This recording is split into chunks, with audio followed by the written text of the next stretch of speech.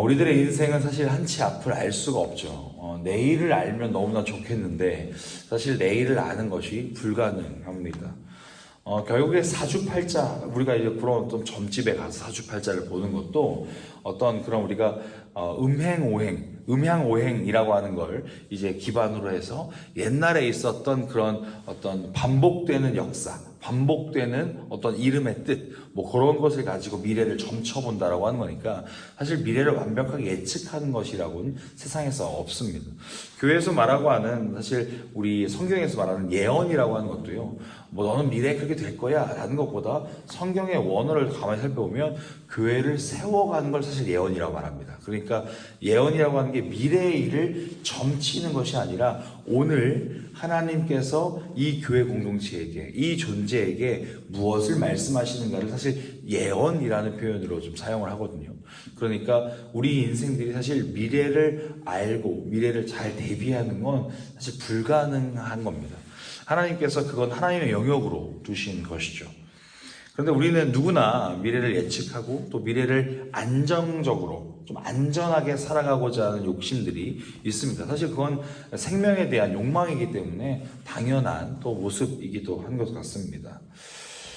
그러나 사실 이 기독교 가운데, 그리고 특별히 성경 가운데 우리가 그 미래에 대해서 열망하고 미래에 대해서 좀 안전을 보장받고 뭐 이런 어떤 욕구들이 있지만 성경에서 말하는 바른 신앙이라고 하는 건요, 미래를 잘 예측하고 미래를 잘 대비하는 것을 신앙이라 말하지 않고 과거와 현재와 미래가 하나님의 섭리 안에 있다, 그것을 믿는 것을 신앙이라고 설명합니다. 오늘 본문에 나온 요셉도 사실 그러한 믿음을 가졌던 사람입니다. 인간적인 감정만 생각해 보면 요셉이 정말 화가 많이 났을 겁니다. 자기를 노예로 팔고 자기가 노예로 팔려 있는 동안 인생이 얼마나 허비됐고 또 자기가 얼마나 처참하고 처절하게 살았는지를 생각해 보면 형들을 보면 막 분노가 막 날 겁니다. 그런데 오늘 본문을 보면 요셉은 사실 분노보다는 좀 애통한 감정이 가장 가득했다라는 것을 보게 됩니다. 요셉이 오히려 이렇게 고백하거든요. 5절에 보니까요. 오늘 보면 5절에 보니까 당신들이 나를 이곳에 팔았다고 해서 근심하지 마소서, 한탄하지 마소서. 하나님이 생명을 구원하시려고 나를 당신들보다 먼저 보내셨나이다 라고 이제 이야기합니다. 그리고 8절에 보니까요, 그런즉 나를 이리로 보낸 이는 당신들이 아니요 하나님이시라 라고 하면서 이야기합니다. 이 두 구절에서 이미 이 요셉이 분노라고 하는 이 감정을 잘 소화해냈다라고 하는 것을 볼 수 있습니다. 그렇게 잘 소화해낼 수 있었던 이유는 5절과 8절에 보다시피 하나님 때문에 이 감정이라고 하는 걸 잘 소화했다라는 것으로 보입니다. 요셉의 내면으로 사실 시선을 뒀다면 요셉이 그냥 지금 자기 감정, 자기가 떠오르는 자기 마음에 가득 찬 이 감정에만 집중했다면 그냥 그 감정에 그냥 휩싸여서 분노에 미친 사람이 되었을 겁니다. 그런데 요셉은 지금 이 일을 과거나 오늘이나 미래나 이끌어 가시는, 그리고 이 일을 통하여 일하시는 하나님을 바라본 것이죠.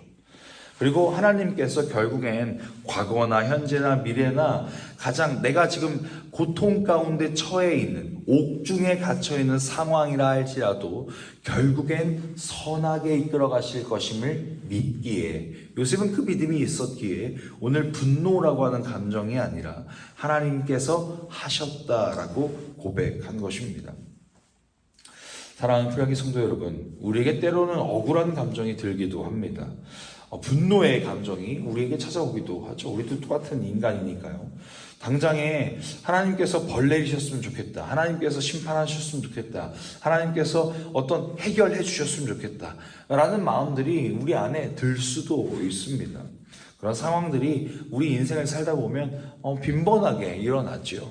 그런데요, 오늘 본문을 통해서 말씀하시는 것은 그 일을 해결하는 분이 하나님이시라는 겁니다.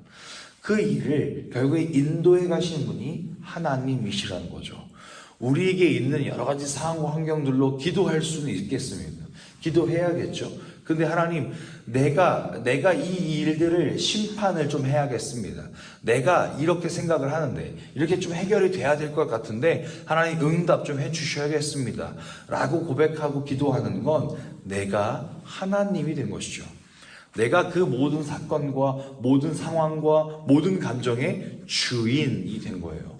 그러니까 내가 주인이 될 것이 아니라 하나님께서 이 상황도 선하게 이끌어 가실 것임을 믿으면서 우리에게 그런 여러 가지 어려움들이 있다면 그걸 통하여 하나님께 나아갈 뿐, 그 이후에 해결하시는 이는 하나님이시다라고 하는 그 믿음이요, 그 믿음이 우리에게 있어야 한다는 것입니다. 결국엔 악은 선을 이길 수 없습니다. 하나님께서 그렇게 시스템화 만들어 놓으셨어요. 하나님께서 결국엔 모든 악은 하나님의 말씀으로 이기게 하실 거라는 거죠. 그랬을 때 우리는 하나님을 의지할 뿐이에요. 그렇기 때문에 하나님을 더 신뢰할 뿐이라는 거죠. 그래야 우리의 온전한 믿음이 다시 한번 빛을 발한다라는 것을 성경이 이야기하고 있습니다.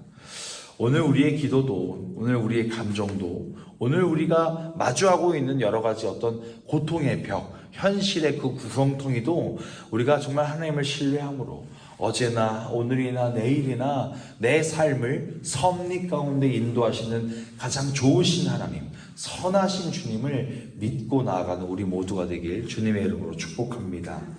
우리 더 나아가서요, 오늘 본문을 보면 요셉이 형들을 용서하는 본문이 등장합니다. 15절에 보니까요, 요셉이 또 형들과 입맞추며 안고 우니 형들이 그제서야 요셉과 말하니라. 요셉이 이제 형들을 안고 울었다라고 하는 건 단순히 어떤 제스처만 의미하는 게 아니겠죠. 정말 마음이 열리고 이 형들을 용서하는, 온전하게 받아들이고, 그리고 이 형들에 대한 긍휼한 마음이 있어 보이는 그런 어떤 진심 어린 행동입니다. 한국 사회에서 가만히 보면 이제 저희 부모님 세대나 조부모님 세대에 굉장히 많이, 그리고 사실 저희 세대는 아직 이제 부모님이 돌아가신 상황들이 아니다 보니까 이제 이런 상황들이 일어나지 않는데, 장례식장에서나 아니면 저도 이제 장례를 같이 이제 교회에서 막 하다 보면 그곳에서 가장 많이 화두되는 이제 이야기가 재산 문제더라고요. 부모님이 돌아가시면 재산 문제 때문에 이제 형제들이 막 갈라지고 싸우고 이제 연을 끊고 이런 것이 한국 사회에 너무나 많음을 좀 보게 됩니다. 가족 간의 연을 끊고 사는, 그냥 뭐 재산 문제가 아니더라도 그냥 어떤 오해로 인하여 그냥 가족과 연을 끊었어요 라고 하는 얘기들도 사실 저희 부모님 세대에, 그러니까 제가 이제 교구를 맡으면서 굉장히 많이 들어봤던 것 같아요. 실제로 그런 일들을 많이 경험하면서 왜 이렇게 우리가 갈등 속에 또 분노 속에 있을까라는 생각들을 참 많이 하게 됩니다. 그런데요, 그 이유를 들어보면 각각 좀 이유가 설득력이 있습니다. 내가 저 형제랑 연을 끊는 이유가 있다. 그리고 재산을 분할할 때 저 사람이 더 욕심을 부려서다. 심지어 어떤 일도 있었냐면, 제가 뭐 이렇게 구체적으로 얘기하면 좀 그렇지만 어떤 자매가 있었는데 교회에서 두 분 다 권사님이셨어요. 이전 교회 권사님이셨는데 부모가 이제 아버님께서 아직 돌아가신 것도 아니에요. 근데 재산 문제로 한 권사, 동생 권사님이 교회를 나가셨어요. 언니는 가짜 믿음이다 하면서. 근데 저희가 볼 땐 사실 누가 더 좋은 믿음이라고 할 수 없는, 결국엔 돈 때문에 가족이 연을 끊고 교회를 떠나고 이런 모습이 있는 거죠. 언니네 가족, 동생네 가족이 다 같이 교회를 다니는 거였는데 동생네 가족이 한순간에 저희 교회였는데 나가신다는 거예요. 설득력이 있어 보여요, 그 두 분들의 설명을 들으면. 근데 객관적으로 보면 결국엔 돈 때문에 신앙이라고 하는 게 더 후순위가 되어버린 그런 모습 아닐까 싶은 거죠. 그랬을 때 사실 그런 여러 가지 각양각색의 이유들을 좀 살펴보면서 나름 설득력이 있어 보여요. 근데 오늘 본문을 가만히 읽어보면 사실 요셉이 가장 어찌 보면 요셉이 분노를 내고 있다면 가장 설득력이 있는 사람이에요. 요셉은 정말 그 몇 년이란 동안, 정확히 몇 년이다라고 표현할 수 없지만 10년 이상의 시간을 노예로 살았어요. 노예가 아니었는데 노예로 팔려가서 노예로 살았단 말이에요. 그 누구보다 억울하고 그 누구보다 분노에 적합한 이유가 있어요. 그런데 요셉은 분노하지 않아요. 그러니까 분노라는 감정이 거짓되거나 분노라는 감정이 우리가 그걸 가지면 안 돼요, 그런 얘기를 하고 있는 게 아니에요. 그런 얘기보다 요셉은 지금 분노를 마땅히 내야 될 그 상황 가운데서도 분노를 내지 않아요. 왜냐하면 요셉은 하나님을 바르게 믿었기 때문에요. 하나님을 바르게 아는 자라고 한다면 사실 지금 자신에게 있는 그 감정보다 하나님께서 이 상황을 어떻게 인도해 가시는가를 조금 더 집중해야 하는 사람들이어야 되지 않을까라는 것이죠. 사실 믿음이라는 걸 바르게 한다면 우리는 감정을 조금 더 온전하게 소화해낼 수 있어요. 왜냐하면 우리는 죽어야 마땅한 죄인이었는데 그런 우리들을 무한한 사랑으로 사랑해 주신 하나님께서 나의 아버지 되신다는 그 믿음이요. 그 믿음이 나에게 바르게 작동한다면 사실 나에게 어떠한 분노, 또 어떠한 억울함, 어떠한 여러 가지 감정들도 하나님 앞에서 사실 아무것도 아님을 우리는 훗날 알게 되지 않습니까? 그럼 우리의 뒤를 돌아보면 그렇게 깨닫게 되는 것처럼 요셉도 사실 그런 모습, 그런 믿음을 가지고 하루하루 걸어가고 견뎌갔다라는 것이죠. 그랬을 때 우리에게 있는 여러 가지 상황에 대한 어떤 그런 감정들, 여러 가지 어떤 우리의 반응들, 예, 마땅할 수 있습니다. 이게 합리적이에요. 그런 분노하는 거, 그런 어떤 짜증나는 거, 뭐 여러 가지들을 굉장히 설득력이 있게 이유들이 있을 거예요. 그런데요, 적어도 요셉보다는 아니지 않습니까? 요셉보다 그러니까 우리의 상황이 요셉보다는 덜 하지 않느냐라는 거예요. 그랬을 때 한 번만이라도 더 하나님 앞에서 이 감정을 좀 솔직하게 마주하면 어떨까라는 거죠.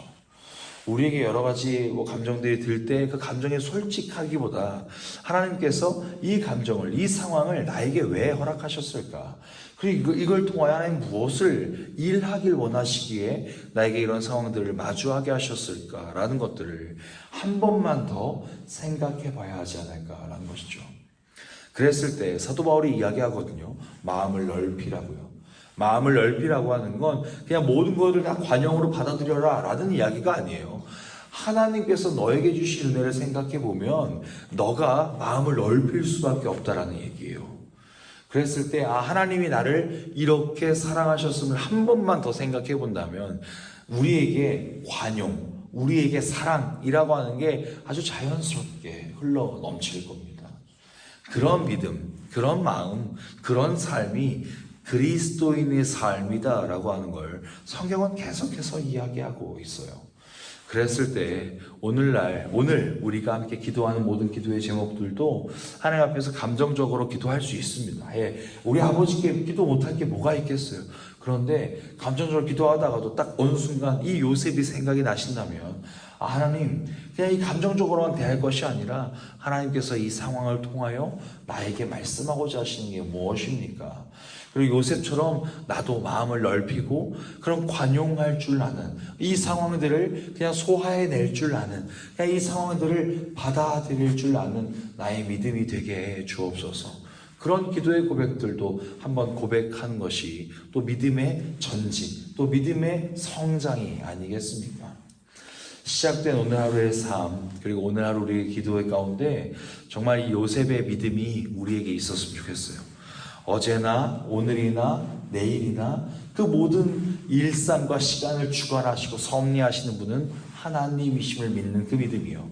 그리고 우리에게 있는 여러 가지 상황과 환경들도 그냥 우리의 감정으로 막 치닫을 것이 아니라 정말 이 모든 것들을 마음을 넓히고 한 번 더 하나님의 마음으로 바라보는 것, 한 번 더 하나님의 시선으로 바라보는 것, 그리고 하나님께서 이 일을 통하여 무엇을 하길 원하시는가 그렇게 기도해 보는 것, 그것으로 다시 한번 온전한 신앙, 온전한 믿음이 우리에게 또 연습되고 쌓여가길 주님의 이름으로 축복합니다. 함께 기도하겠습니다.